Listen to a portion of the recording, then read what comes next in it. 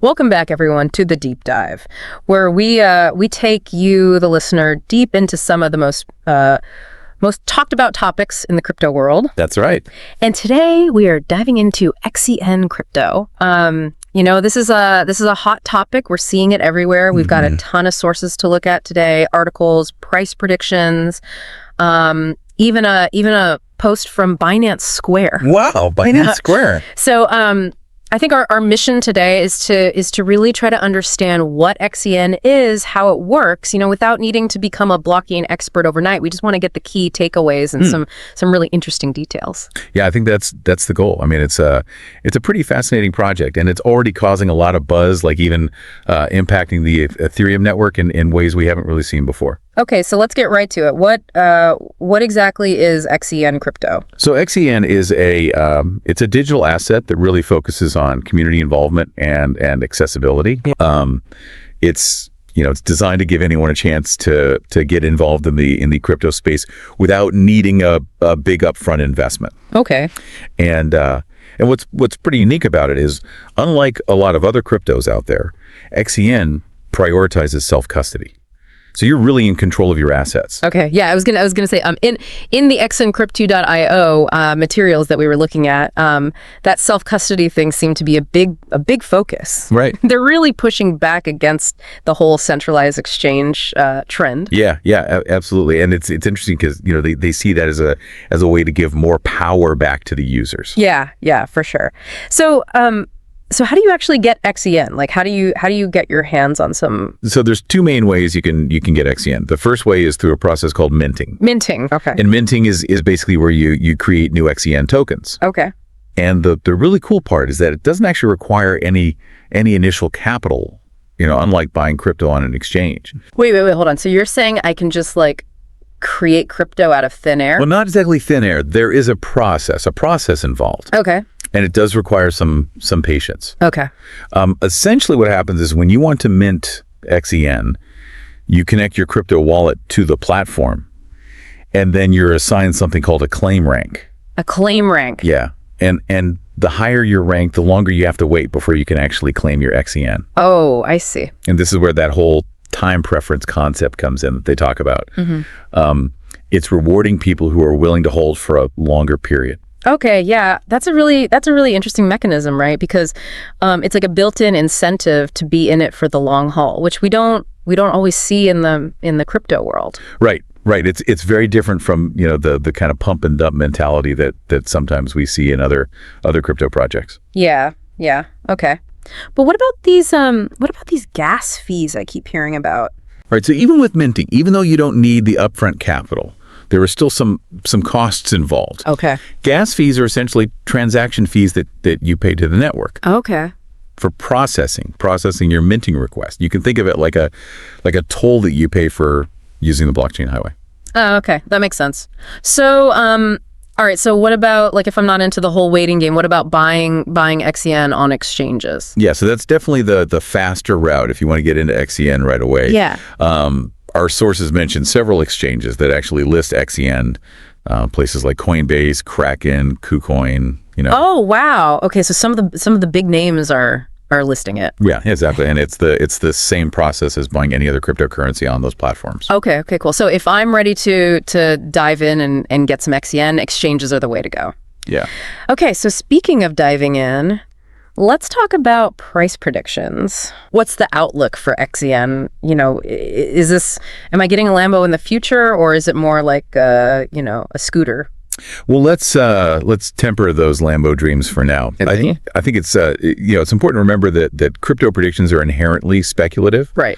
But it's interesting to see the range of forecasts that are out there. Yeah. So CoinCodex suggests a near-term range of 0.061359 to 0.062025. Okay.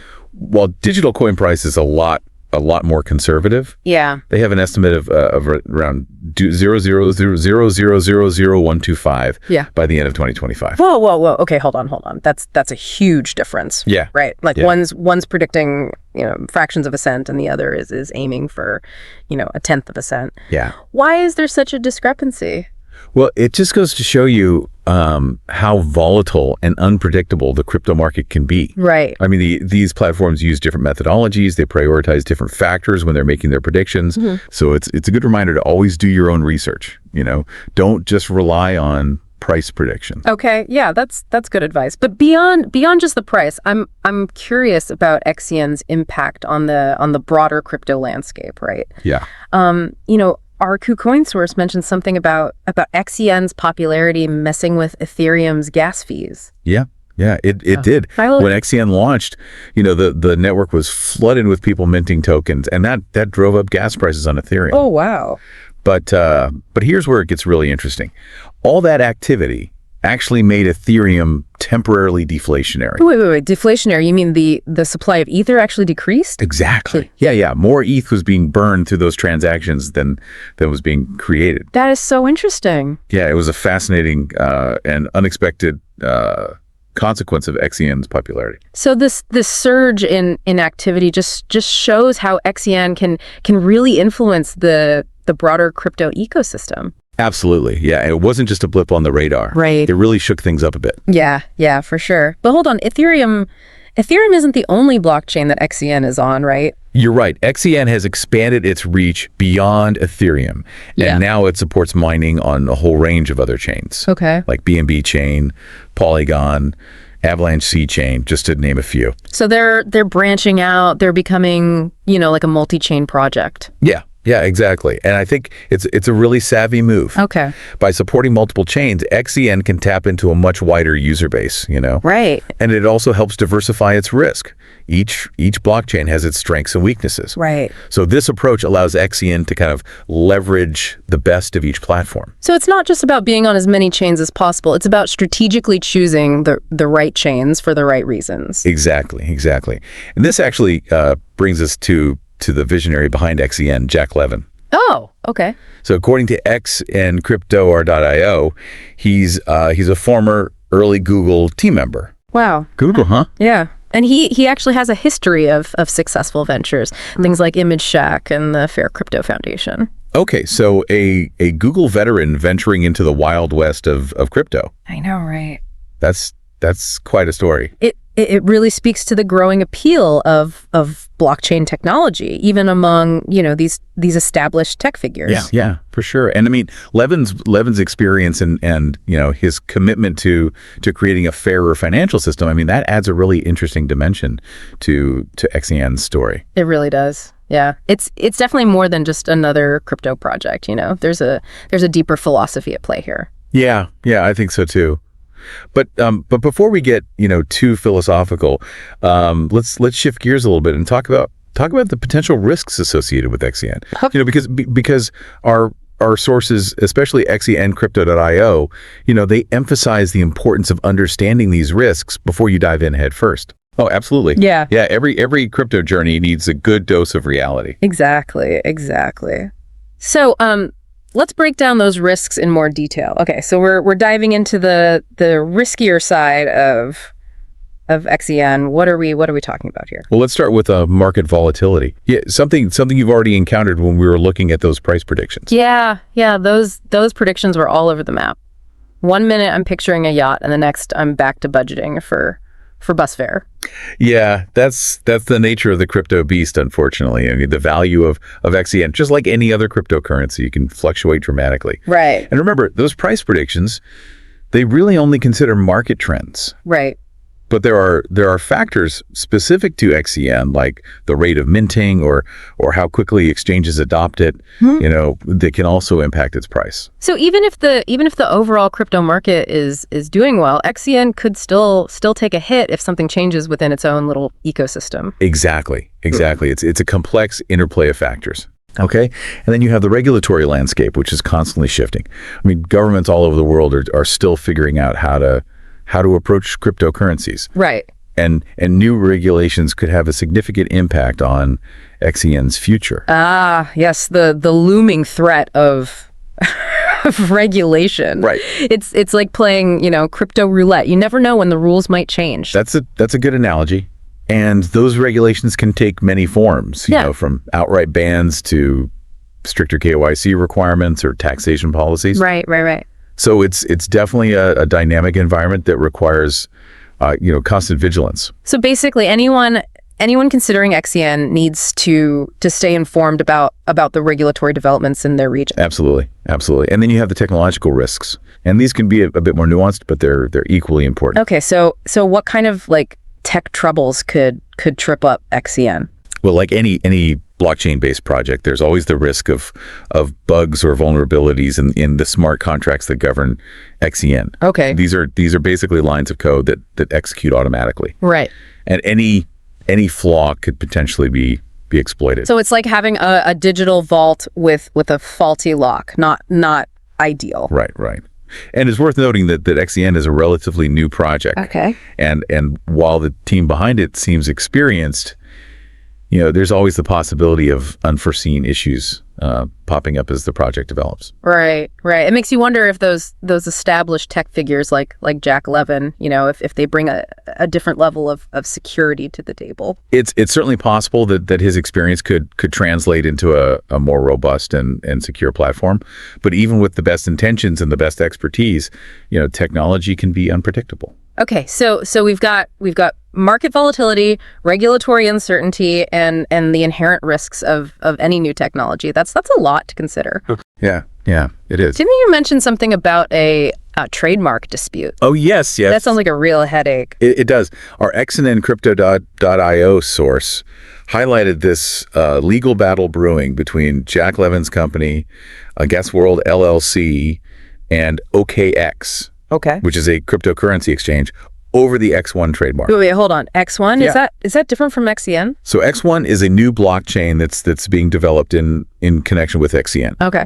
And it aims to address some of the limitations of existing networks. Okay. But the naming has led to this conflict. So it's like a sequel to the XEN story, but with a legal twist. Right, exactly. What's the crux of the dispute? Both parties claim to have legitimate rights to the X1 name. Oh, okay. And neither of them seem willing to back down. Oh boy. It's a good reminder that even in the decentralized world of crypto, legal battles can erupt, especially when trademarks and intellectual property are involved. Okay, so we've got market risks, regulatory risks, tech risks, and now legal risks. Yeah. It sounds like investing in XEN is not for the faint of heart. That's a fair assessment. It's crucial to weigh these risks very carefully against the potential rewards. Yeah. Fair enough. But let's shift gears again and talk about XEN's multi-chain approach. We touched on it briefly earlier, but I'm curious to dive a little deeper. You mentioned BNB Chain, Polygon, Avalanche C Chain. Why so many blockchains? Well, it's a strategy that really aligns with XEN's philosophy of accessibility. Okay. By supporting multiple chains, they're casting a wider net and allowing more people to participate, regardless of what their preferred blockchain is. So it's like offering XEN in different flavors to cater to different tastes. Exactly. And it goes beyond just, expanding the user base. Okay. Each blockchain brings its unique features and advantages to the table. Right. BNB Chain, for example, is known for its speed and low transaction fees. Right. While Polygon is focused on scalability and connecting different blockchains. So it sounds like they're strategically choosing chains that complement XEN's strengths. Precisely. They're leveraging the best of what each blockchain has to offer. Okay. And let's not forget about risk diversification. Right. If one network experiences issues, XEN can still thrive on others. Smart move. It's like hedging your bets in the crypto casino. But how does XEN actually work across all these different networks? Like, does it magically transform itself for each chain? Not quite magic, but it does involve some clever technology. Okay. So there's something called bridging technology. Okay. And that allows tokens to be transferred between blockchains. Okay. It's kind of like creating a network of tunnels that connect these different crypto worlds. So XEN can flow freely between chains, almost like a digital nomad. That's a great way to visualize it, yeah. And this interoperability, it's crucial for XEN's future. Right. It enables seamless interactions across a diverse ecosystem of blockchains. Okay, all right. We've covered a lot of ground here. Risks, rewards, multi-chain adventures. But let's not forget the human element here. Right. Who else is involved in the XEN project besides Jack Levin? Well, XRNCrypto.io mentions the Fair Crypto Foundation, which is the organization behind XEN. Okay. And while we don't have, specifics on all the team members, Right. we can assume that they share Levin's vision of a more decentralized and accessible financial system. Yeah. Yeah. It would be interesting to know more about the team's background and expertise. Right. I always feel more confident when I know there are skilled hands steering the ship. I agree. Transparency is crucial in the crypto world. Right. And knowing the team behind a project can really help you assess its credibility. Right. Right. But even with a great team, there are no guarantees in this space. It's still a wild ride. That's true. And it's important to remember that XEN, just like any crypto project, it relies heavily on its community. Yeah. The success of XEN depends on the collective effort of its users, developers, and supporters. So it's not just about the tech or the vision. It's about the people who believe in it. Right. And are actively involved in its development. Exactly. The XEN community plays a crucial role in shaping its future. Okay. And their contributions will ultimately determine its success. Okay, so we've got a solid understanding of XEN's risks, its multi-chain approach, and the importance of its community. But what about the future of XEN itself? Like, right. what's on the roadmap? Well, that's where things get really exciting. Okay. XEN has some ambitious plans, including staking for those intriguing XENFTs. Oh, those XENFTs! I'm eager to learn more about those. Yeah. Yeah. And the implementation of flash loans. Okay, so let's dive into those details and explore what they could mean for the future of XEN.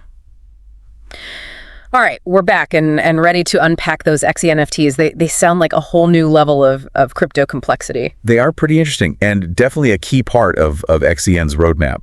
As we mentioned, you can earn these XENFTs by staking your XEN tokens. Okay, so remind me, what is staking again? I always get it mixed up with all the other crypto lingo. Staking is essentially locking up a portion of your crypto holdings to support the network's operations and security. And in return for contributing your tokens, you earn rewards. Okay. And in this case, the rewards are XENFTs. So it's like a crypto savings account where you earn interest in the form of these unique digital assets. That's a good analogy. But unlike a traditional savings account, XENFTs aren't just sitting there idly. Okay. They actually have utility within the XEN ecosystem. Ah, utility. That's the buzzword everyone's looking for in the crypto world. Right. What kind of utility are we talking about with these XENFTs? Well, for one thing, they can be used as collateral to borrow against future XEN mints. Hold on. So I can essentially leverage my XENFTs to get a loan in XEN. Exactly. That's pretty innovative. It is, and it opens up some interesting possibilities for people who want to maximize their XEN holdings without selling their XENFTs. Okay, so we've got staking to earn XENFTs, and then we can use those XENFTs as collateral for loans. It's like a whole financial ecosystem built around these digital assets. Exactly. And that's just one aspect of XEN's roadmap. Okay. Remember that reflection token we talked about earlier? Yeah. The one you earn by burning XEN? Yeah, the throw a log on the bonfire token. Right. I like that analogy. Well, that reflection token isn't just a symbolic reward. It has the potential to appreciate in value based on the growth and activity within the XEN ecosystem. So by burning XEN, I'm not just making a statement. I'm potentially investing in the long-term value of this reflection token. That's a good way to look at it. Yeah. It incentivizes users to participate in maintaining the scarcity and value of XEN. Interesting. It's like a self-sustaining cycle where participation drives value, which then attracts more participation. Precisely. And speaking of driving value, we can't forget about those XEN Mint flash loans. Ah, yes. Those super fast loans for the crypto savvy. Break those down for me again. So imagine you spot a lucrative opportunity in decentralized finance, DeFi. but you don't have the immediate liquidity to participate. With a XEN Min flash loan, you can essentially borrow the necessary funds using your XEN as collateral. So it's like a lightning fast loan that lets you, seize those fleeting DeFi opportunities. Exactly. And the key is that these loans are executed and repaid within the same block. Okay. So they're incredibly efficient. Wow, that's some next level financial maneuvering. But what are the risks involved? Well, there are fees associated with these flash loans. Okay. And the strategy can be quite risky if you're not familiar with the complexities of DeFi. It's not something to jump into without a thorough understanding of the mechanics. Right. It's not your average crypto investment. It requires a certain level of expertise and risk tolerance. Absolutely. Right. But for those who know what they're doing, XEN Mint flash loans offer a really powerful tool for maximizing their participation in DeFi. All right, so we've got staking, XENFTs, reflection tokens, flash loans, a whole suite of features designed to make XEN more versatile and attractive to users. Yeah, it's a comprehensive ecosystem that aims to cater to a wide range of participants, from long-term holders to active DeFi traders. But here's the $1,000,000 question: will it actually work? Will XEN succeed in the long run? That's the question on everyone's mind, and as you know, there are no guarantees in the crypto world. Right. However, XEN does have some factors working in its favor. Like what makes you optimistic about XEN's potential? Well, one thing that really stands out is their strong community. XEN has cultivated a really passionate and engaged following, and that kind of community support can be a powerful driving force. You mentioned Jack Levin's background and vision as well. Do you think that contributes to XEN's potential for success? I think it's definitely a factor. Having an experienced or respected figure leading the project, it lends credibility and attracts attention. Right. And Levin's emphasis on creating a fairer and more accessible financial system, I mean, that resonates with a lot of people in the crypto space. Yeah, it feels like there's a deeper purpose driving XEN beyond just making a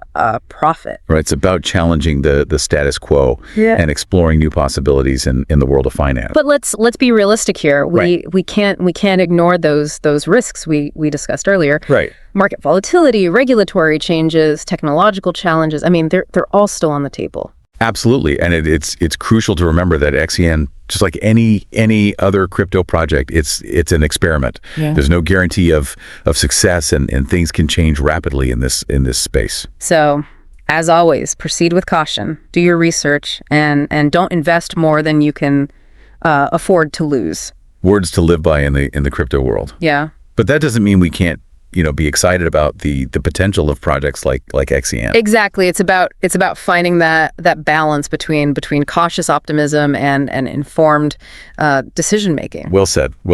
And that's what we've aimed to do in this deep dive into XEN crypto, to equip you with the knowledge and the insights you need to navigate this exciting and ever evolving landscape. We've covered a lot of ground. The technology, the community, the potential, the risks. Now it's up to you to continue the exploration. Yeah, do your own research, connect with the XEN community, and see where this crypto journey takes you. And who knows, maybe we'll revisit XEN in a future deep dive and see how it's all unfolded. I'd love that. Until then, stay curious, stay informed, and stay engaged in the world of crypto. Couldn't have said it better myself. That's a wrap for this deep dive. We'll catch you next time with another fascinating topic to explore. Until then, happy diving.